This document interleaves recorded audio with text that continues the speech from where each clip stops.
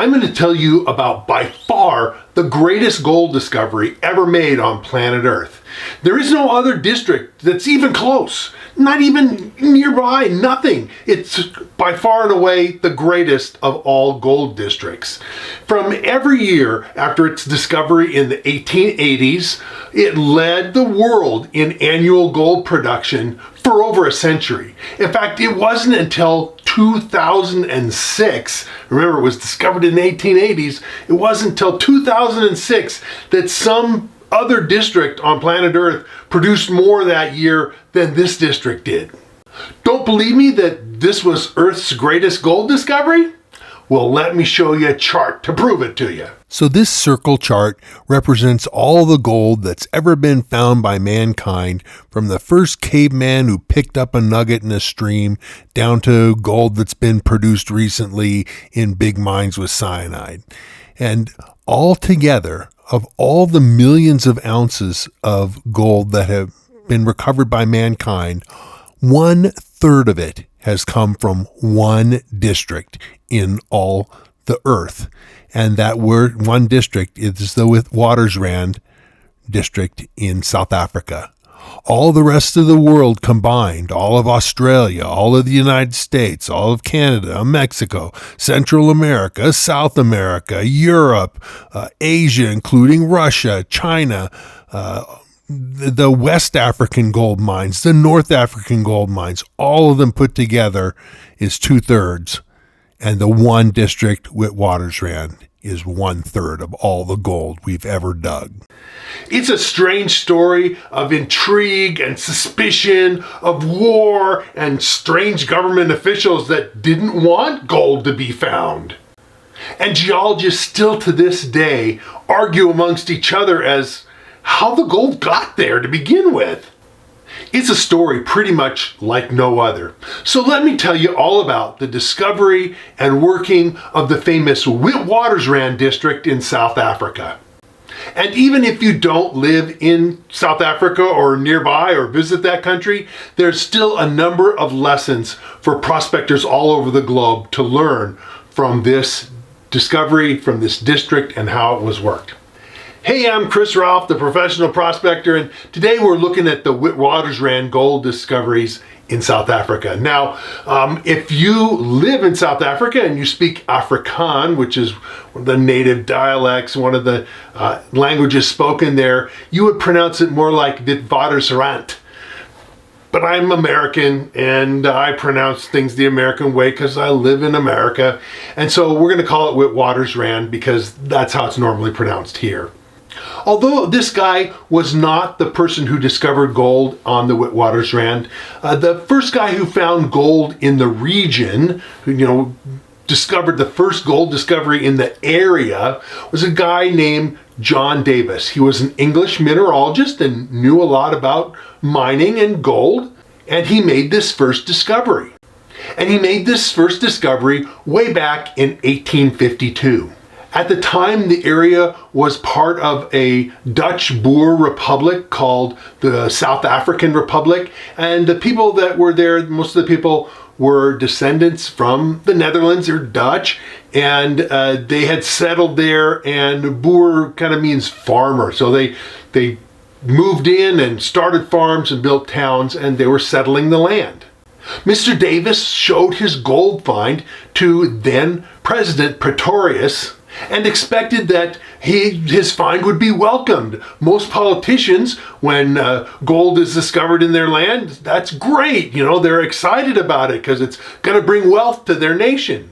But Pretorius feared what would happen to his country if the word got out and the find was spread around, because new people would come and swarm in, probably a lot of them not Dutch Boers, and that they would take over the country and force the people that were living there to take on a different life. And of course, he would probably lose power as president. He didn't want outsiders to come in and outnumber the people that were living there. And that was more important to him than the find of gold that Davis had made.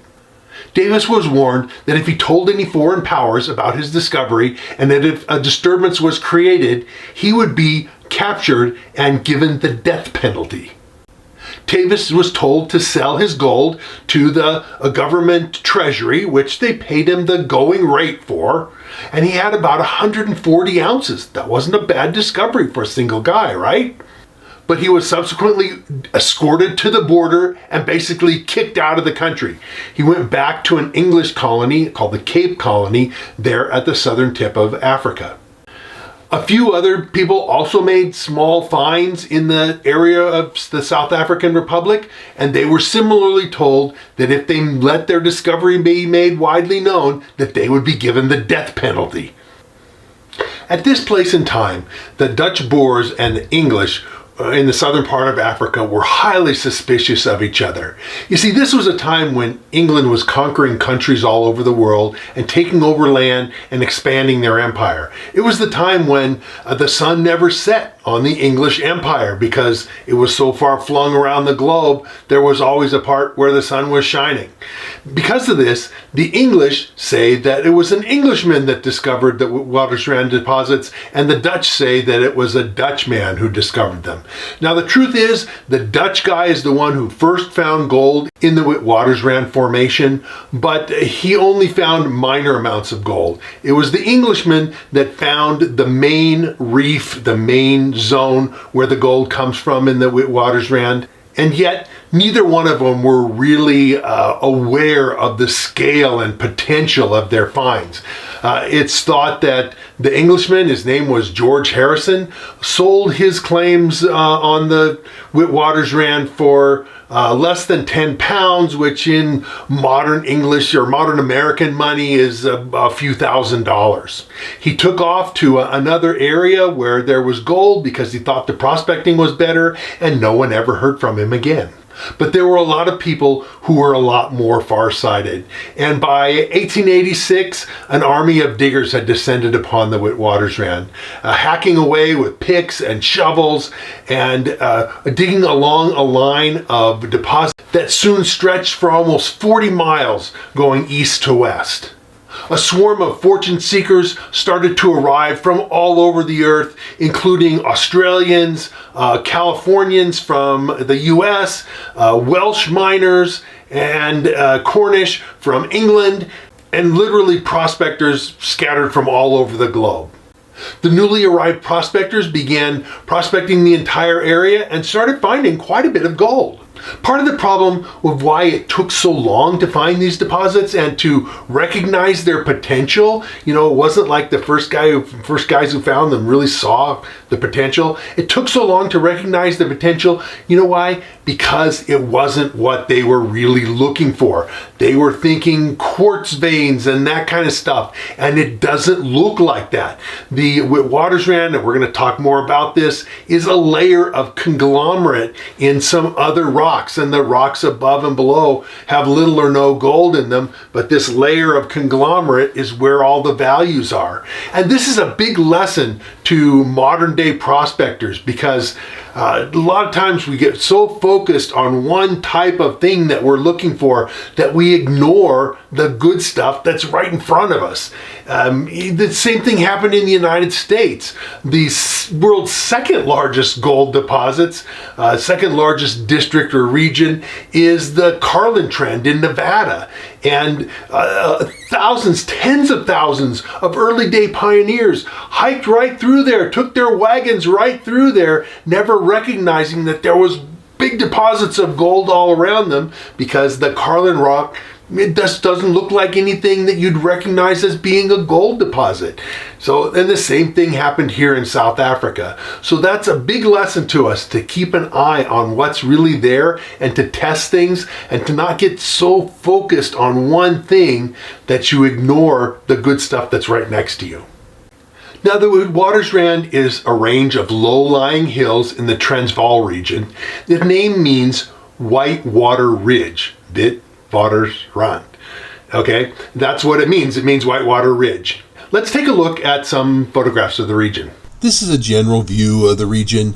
You can see rolling hills and then the various lines of sedimentary rocks that are outcropping. You can see here they're turned up almost vertical.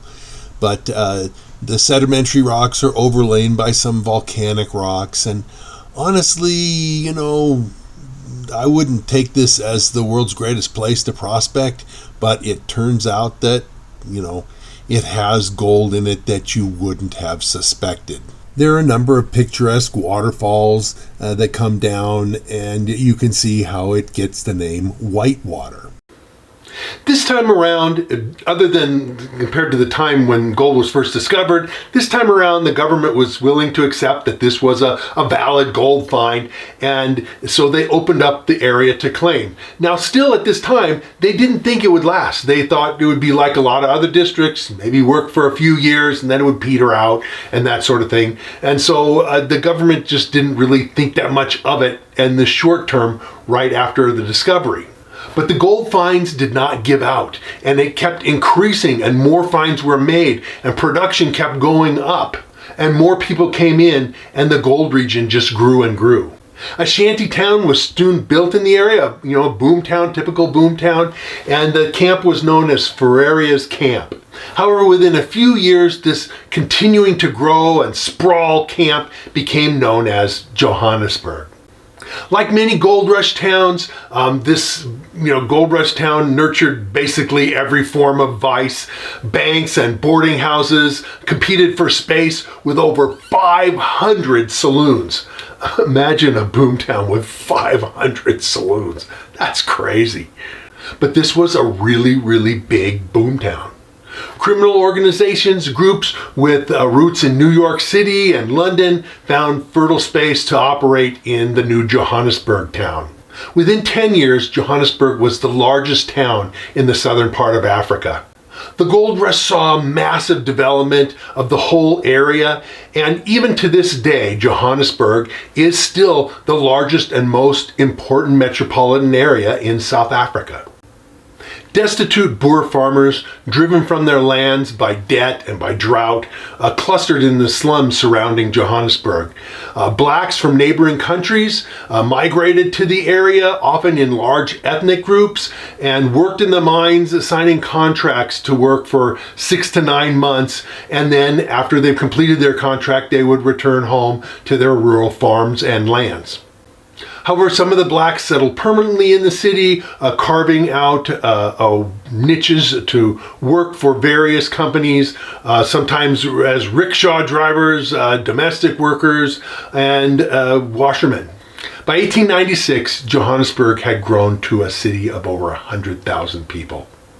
The Witwatersrand discovery ushered in an influx of largely British labor and capital centered on Johannesburg, where the foreigners were seen as outsiders and intruders.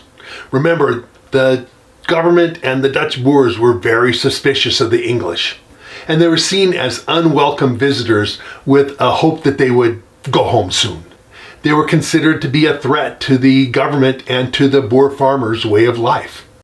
But the powerful mine owners had another way of viewing things, and they wanted a government that was sympathetic to their needs. However, instead, the government gave a huge taxes to various things. They greatly taxed dynamite and some other things, trying to slow down the power and the progress of the big mine owners.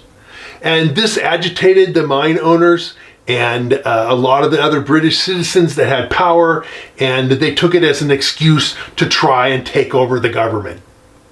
In 1895, the mine owners, led by Cecil Rhodes, who was big rich from the diamond mines, he didn't lead himself, but he basically hired and organized an army to take over the government. And the unfortunate thing is they only had 500 men, and so they lost big time. They couldn't take over the government with 500 men.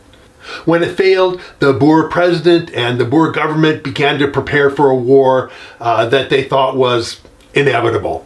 And yet the gold deposits of the Witwatersrand continued to produce heavily, and it was amazingly reliable, producing consistently a good moderate grade of gold ore that was productive to mine and work.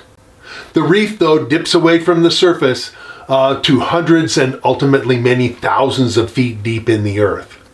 By the mid-1890s, the entire Witwatersrand mining district was in the hands of a limited number, half a dozen or so, very powerful, massive mining companies. each of which had thousands of workers and millions of dollars in capital raised mostly in Europe and the United States. The mine owners strove to increase the profitability of their ore by controlling production and labor costs and squeezing them as hard as they could in order to increase their profitability. Although they started with the classic methods of stamp mill crushing and recovering the gold by amalgamation, by the 1890s, they quickly adopted the new process of cyanide to recover even higher rate from their ores. And they made a big increase in production because of the cyanide. Let's take a look at some early day mining in South Africa. The outcrops on the surface were worked first, and on the surface then they were worked as surface diggings. And so the initial diggings were all on the surface, basically strip mining the layers of conglomerate. A lot of the early surface workings were very primitive and very simple. The miners didn't invest a lot in the deposits because they weren't sure how far they would go down, but they kept going deeper and deeper, and it wasn't long before they could no longer work them from the surface. To work the deposits as they dipped down below the ground, eventually the miners had to put in shafts and hoist equipment and all the necessary stuff to continue working it as the layer of conglomerate rich in gold got deeper and deeper. And mining the ore underground was, of course, much more expensive than the initial mining of it on the surface, but they found that the conglomerate layer, or the reef as they called it, was reliably good with gold. It wasn't spotty like a lot of quartz veins are, where they're good in places but not in others. The conglomerate reef was consistent and reliably good, moderate grade, profitable ore. As I've been saying, the Witwatersrand district in South Africa is, by a landslide, the largest gold producing district in the entire world. It's produced in 135 years of mining over 2 billion, that's B with a billion with a B, billion ounces of gold, at an average grade of about a half an ounce per ton, or around 15 grams per ton. The current head grade, of course, the best, easiest stuff was taken first. The current head grade, it runs around 6 to 10 grams per ton. That's, close to a quarter ounce to maybe a third of an ounce per ton. But the deposit still has estimated reserves of over 1 billion ounces. Now, this gold that's still left that hasn't been mined is the stuff that's harder to get to. It's deeper down and thinner and lower grade. So, obviously in most cases, in the Witwatersrand too, the miners took the best stuff first. But the reserves of 1 billion ounces is still 5 times more than what the Carlin Trend in Nevada has produced, and the reserves that we have of upwards of maybe 200 million. The Witwatersrand deposits extend for huge distances, over 100 miles in some areas. But like I say, the easy stuff is gone, and the stuff that's left is hard to get to. Now, the Witwatersrand still produces a significant amount of gold. It's just greatly decreased from what it had been for many decades. The deepest shafts are over 12,000 feet deep. That's substantially more than 2 miles deep. And down, when you get that far into the earth, you start to actually get heat from the center of the earth coming up. The rock at that down that deep at 12,000 feet is around 60 degrees Celsius, or about 140 degrees Fahrenheit, which is just too hard for, human miners to work. So they have chilling systems to cool the areas down, and there's also, they're looking in various places into robotics to be able to mine the material, in conditions that humans can't withstand. The ores that are left are only about 12 to 18 inches thick. the productive conglomerate layer. And yet still to this day, these deposits and what's left and what's being produced out of them support some of the biggest gold mines in the world. This includes Harmony, Sibanye, Goldfields, AngloGold Ashanti. Let's take a look at some more about the geology of these deposits and what they look like, and the ores, what they look like, and then we'll talk about the theories of formation, which, like I say, geologists still disagree. Let's take a look at the ores and the geology, the basic geology right now. Let's start off with what the conglomerate layers look like.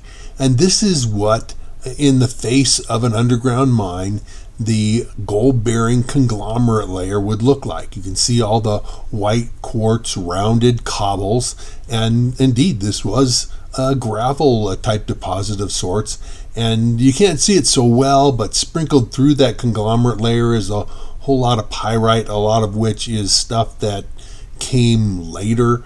The pyrite was deposited perhaps after the conglomerate form, but some of it was deposited at the same time as the quartz cobbles.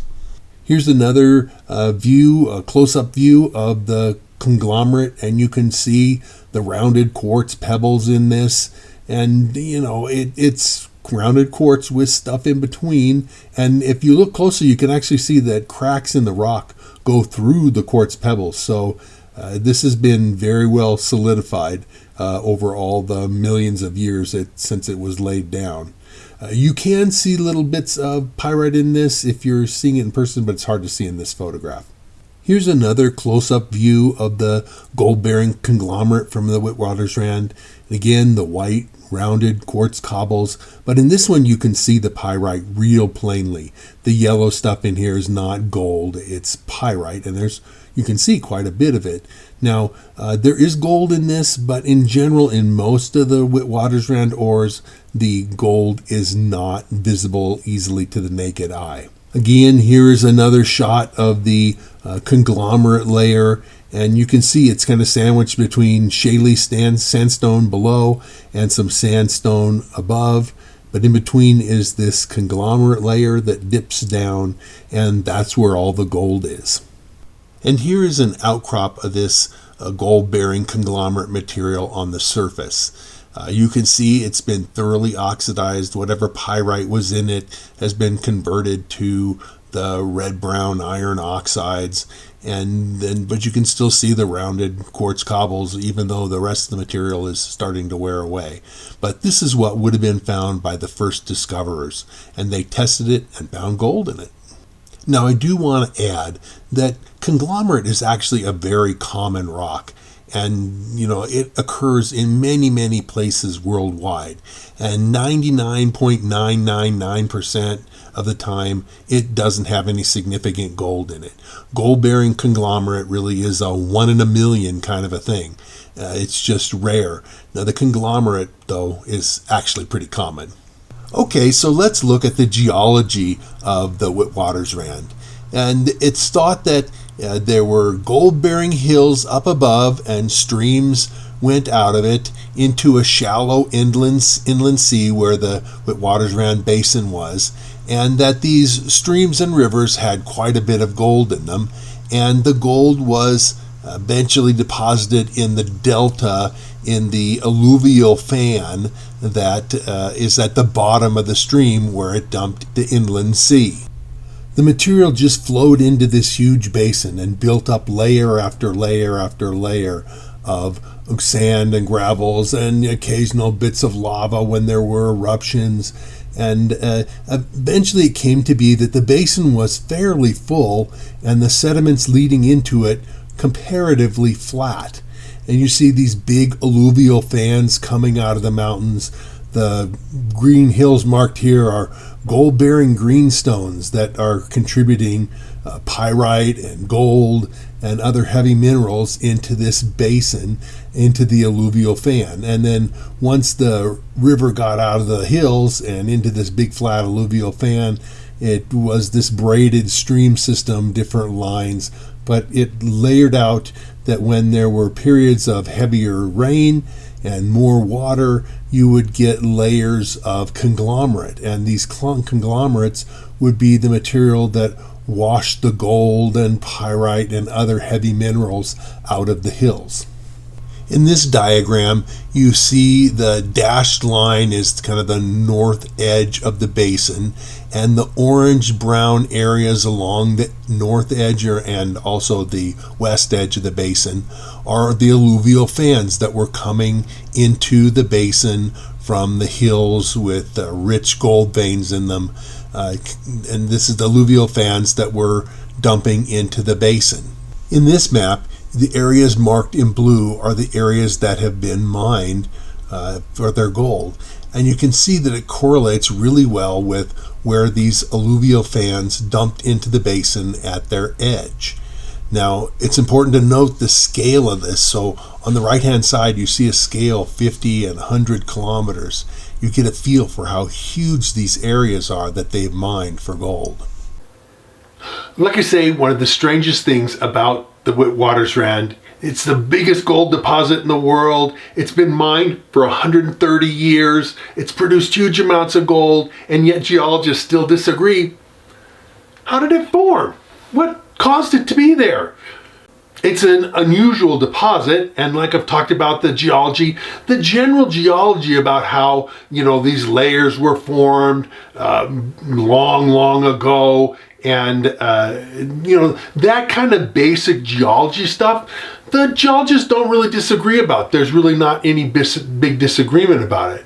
The conglomerates themselves, like I say, they're rich in gold and pyrite, uraninite, uranium oxide mineral, and eventually, like I say, more than 11 kilometers of sedimentary rocks, and then many miles more, or many kilometers more of volcanic rocks were laid in on top, even though because it tilts, the material outcrops at the surface. And the outcrops are all in the general area near Johannesburg, where it was first discovered and first worked. But from there, they dip deep down into the earth, and because they continue down such a long distance, the mines continue to go deeper and deeper to get the ore. There's two major camps of how people look at these deposits. One is the hydrothermal, which means that, hot mineralized fluids came up from down below and mineralized these layers of conglomerate and put the gold in them and the uranium and other minerals, the pyrite in them, and that's how it formed. The other theory of formation is that they were basically laid down as placer deposits. And long ago, streams draining out of the hills to the north of the Witwatersrand, material came out of the hills and formed giant alluvial fans, and the material, was sorted through there, and the layer that had the bigger pieces of quartz, the conglomerate and stuff, would also have the gold in it as well. Over the years, these two different theories have traded places. There's been times when the hydrothermal theory was favored by many geologists and not too many people thought placer, and yet there's also been times when more people thought placer and not so many thought hydrothermal. So they've kind of traded places back and forth, and it's been this way since the early days. The early days of the discovery of it, people were arguing about how it formed. Here's a couple of quick diagrams to explain these two different points of view. This would be the placer model, and you can see streams coming off of gold-rich source area. There are rich greenstone belt areas surrounding the Witwatersrand Basin. The streams brought gold in, and the gold was concentrated in the conglomerate layers because, well, that's where the coarser material are. The gold would not have concentrated in the silts and other fine sands, but that, just like any modern placer, it would concentrate in the coarser materials like the conglomerate. And this model would be what the hydrothermal model looked like. It would be that long after the conglomerates were buried and covered over with basalt and other sediments, that gold-bearing hydrothermal fluids coming up from faults down below would find their way up and then find their way into the conglomerate, because that's the layer where the fluids would find an easier time of flowing and moving through, and then they dropped their gold and the gold was deposited into these conglomerate layers.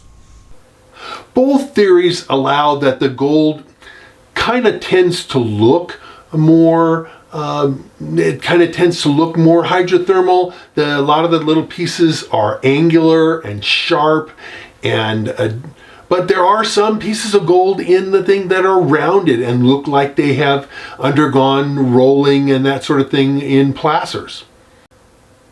And a lot of the gold can be in small fractures and stuff in the rock. And one of the things that kind of both camps agree on is that after deep burial, with all the sulfur from the pyrite and the hot water for the deep burial, that after all that the hot water and the sulfur have kind of mineralized the gold and dissolved it in part and kind of moved it around. So you have, in any case, some local dissolving and movement of the gold. It doesn't mean that it's moved any long distance, but maybe inches or feet in order to redeposit based on that sort of thing. So both sides seem to have, different things that they agree on, but things they disagree on. From my perspective, an important observation is that the gold is almost all in this conglomerate layer. And as we placer miners know, the bigger gold, even small flood level gold, will be associated with gravels, and the really fine sands and the mudstone and that kind of stuff, there's not going to be any significant gold in that. And the deposits of the Witwatersrand do that. I mean, that's how they look. Another thought is that much of the pyrite and some of the gold grains themselves, like I say, are rounded, indicative of pyrite. And so both those facts tend to support the placer model. More recent science and analysis by scientists have actually been able to estimate the age of the gold particles, and they've found that a lot of the gold particles show geologic ages older than the conglomerate formation. So this would mean that the gold particles existed before the conglomerate was formed, and that lends credence to the placer model. And although there are geologists certainly that put out scientific papers that support the hydrothermal model, for my point of view, I would more support the placer. That these things are laid out in big giant alluvial fans. Now, paleoplacers or ancient placers like the Witwatersrand have been found in a few other places on Earth. One of them is the Tarkwa fields in West Africa in Ghana, the Jacobina gold deposit in Brazil, and even a portion of the Black Hills in South Dakota. Some of the gold that came from that is thought to have come from ancient paleoplacers. However, none of these deposits, none of them are come even anywhere near close to the incredible production of the Witwatersrand. There are a few companies that are exploring deposits like this. One of them is Novo Resources, who's exploring placer or ancient placer in the Pilbara region of Western Australia. Let's take a look at some of the Pilbara area conglomerate material and see how much it looks like the Witwatersrand. It just doesn't have the size and scope and the gold that the South African deposits do. Now here's a picture of the gold-bearing conglomerates from the Pilbara region of Western Australia. And you can see they really do look pretty much exactly like the gold-bearing conglomerate outcrops in the Witwatersrand area. And, like I say, just because there's a conglomerate doesn't mean that it's got gold in it. It's gravel, and gravels sometimes have gold. One of the things, if you're going to go looking for gold-bearing conglomerates, it needs to be in an area where there's known to be gold. In the Witwatersrand area, the hills that are to the north that dumped into the Witwatersrand Basin, yeah, there's known gold deposits up there that are still exposed today. And the Pilbara region of Western Australia, yep, there's known gold deposits all around there. And the same is true with some of the other places, including the Black Hills of South Dakota. There's certainly known gold deposits around the area where there's some gold-bearing conglomerates, ancient conglomerates. So that's just a hint for prospecting for these things. You want to be in an area where there's known gold. So after 135 years of continuous mining, and that's another thing, most big mining districts get mined for a number of years, maybe decades, but then eventually the ore plays out. Well, the Witwatersrand has been continuously mined since its discovery in 1886. But the production, like I say, the easy stuff is gone, and the stuff that's left is more and more difficult to mine. And by 2014, the production of the Witwatersrand had fallen to only about 15% of total world production. Still, the Witwatersrand mines are by no means worked out, and the area still has a very large resource, although, like I say, almost all of it is below 10,000 feet down to get to it. And mining at those kind of depths presents a whole lot of problems. One of the things that's about that is it dips at not a very steep angle, the deposits of the Witwatersrand. And when you get down that deep, the rock is under huge pressure. And you literally get not rock falls, but rock bursts, because it's under so much pressure. The rock can literally explode out because it's under such incredible pressure of all the rock above it. But with all the difficulties, the Witwatersrand continues to produce, and exploration for extensions and new layers of deposits continues in the area. And overall, the prospect for continued production in South Africa is a good one. Now, wherever you are, whatever you're doing, finding gold is always a skill. It's always work, whether you're in South Africa or the United States, Australia, elsewhere, Canada, wherever you are, what your knowledge of gold and gold deposits is makes a difference. And, the more you know, the less likely you are to ignore good things, like I talked about earlier, where people look so much for one thing that they ignore something else that's good next to them. So the more you know, the better off you are. And I wrote a book to give you the skills of gold prospecting. And if you're interested in going out and finding your own gold, this book is a great start. It's called Fistful of Gold, because that's what I want you to go out and find. Fistfuls of gold for yourself. And I'm going to tell you a little bit more about my book right now.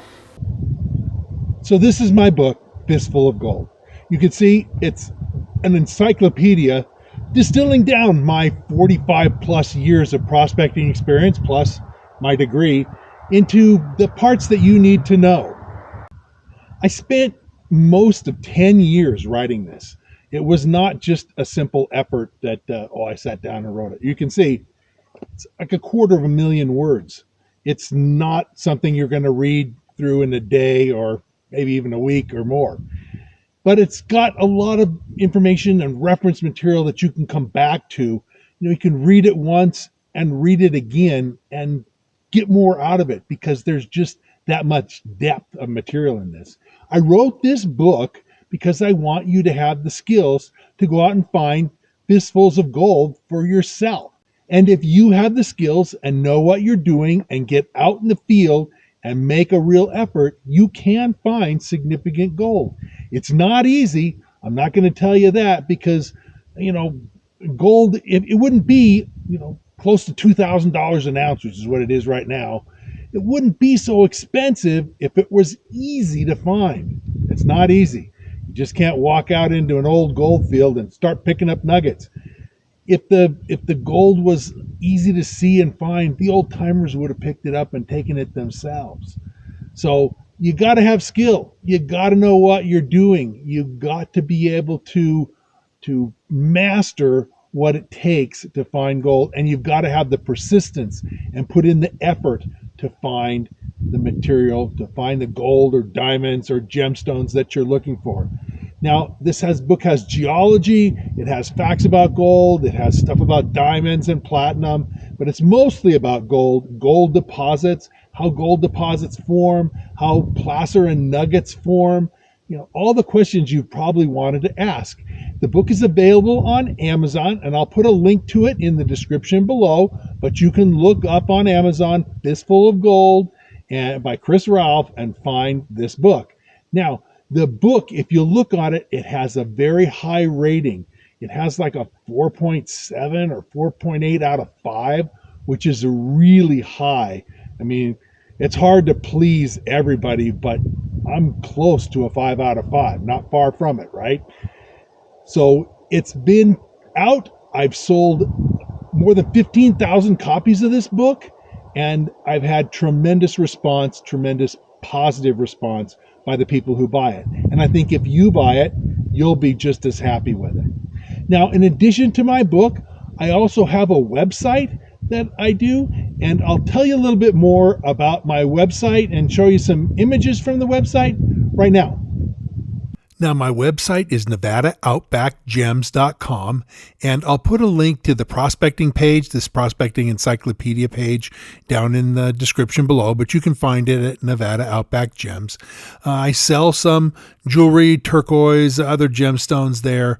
I don't always keep the inventory perfectly up to date, so if you're interested in anything you see, do contact me first before trying to send me money or anything, because I want you to be able to get what you order. But the website has lots of different stories, old adventures, even some stories, true stories from the old-time miners of the 1800s. So I think it's something you'll find interesting. The other thing I want to go back to is that all my comments, I want you guys to ask questions on the comments for my videos. I answer 100% of the comments that are made on my videos. Now, sometimes if somebody just says, hey, great video, I really enjoyed it, the comment may just be, well, I'm really glad you liked it. Or if it's a simple question. And sometimes I get people who ask me questions, I would take a book to answer that question. And I recommend that they just buy the book. But I answer all my questions. I try to help people as much as I can.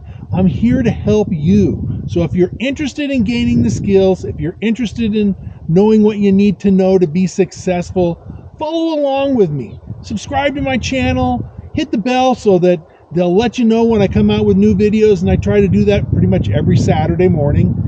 And you'll enjoy with me, you'll come along with me, we'll have an adventure together, and we will find some nice gold and see what it's really like getting out in the woods, or the deserts, or the mountains, wherever we land, wherever the gold is, wherever the diamonds are, wherever the platinum is. Come along, we'll have some fun. And I'll see you real soon on the next video.